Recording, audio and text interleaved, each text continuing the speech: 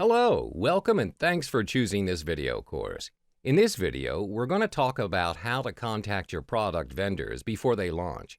Before we dive into contacting vendors, allow me to brief you on some responsibilities you should know about vendors. A vendor is a business or individual that sells a product or provides certain services to another business or individual.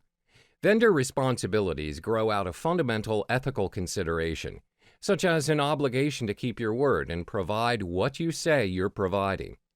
Customers are more likely to continue doing business with a vendor who takes responsibility and stands behind his products than one who is evasive and fails to deliver what he promises. Quality. Vendors are responsible for the quality of the products they provide.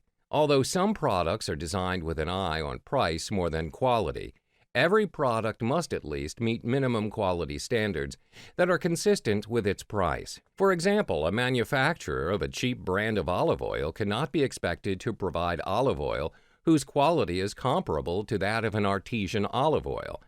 However, he can be expected to provide an olive oil that is not rancid and is of sufficient quality for basic cooking. Punctuality. Vendors are responsible for providing the products they offer in a time frame that is consistent with the expectations they create. A vendor who fails to deliver a product on time can create trouble for business customers whose sales depend on the promised materials. A vendor who is late in delivering a product to a private customer can cause inconvenience or waste his customer's time. Honesty. The responsibility of a vendor to be honest with his customers extends from his claims about his product's effectiveness to her billing practices. Vendors should never make false claims about the materials in products or about their own qualifications for providing these products. In addition, vendors should refrain from overcharging customers and should provide exactly the products and services that the customer has ordered, unless they specify that these items are no longer available and offer comparable alternatives. Sometimes choosing a supplier or vendor is as simple as asking a friend who they use in their business. Other times you need to go through a formal selection process. To make sure the vendor you choose is the best to provide service or product your clients need as you are the broker, use these 5 steps below as a guide. Document your organization's need. Before you can do any kind of selection of the potential vendors to provide the service to your client, you must document in detail. This will help you out greatly later on when you look through your notes and the vendor material you realize that their offerings are not the same. When you meet with potential vendors, you need to be able to judge what they can do for you against what you need them to do and make sure there's a good match. Identify the potential sources. Whatever service or item it is you need to provide, your best step is to do your own research and identify which organization seems to do the best job in supplying what you need. Once you've done that, contact each vendor by phone and/or by email and state your needs that you would like them to participate in your selection process.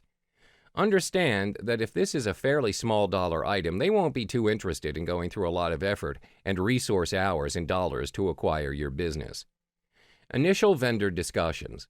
This is where your potential service providers come to your site and present their offers, also to discuss how they are going to meet your needs. They need to sell you on why they are the best provider. Typically, it is ideal if you can select up to 8 to 10 vendors to participate initially. Weed out vendors. And now you might find out that several vendors just don't quite cut it. They have an offering somewhere in the ballpark, but based either on price or specifics of service, they're just not going to be able to meet your needs. This is where you weed those providers out.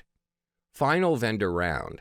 This is the final chance for each of the finalists to make their offer stick and to win your client. Have a final discussion with them separately on price and their offerings.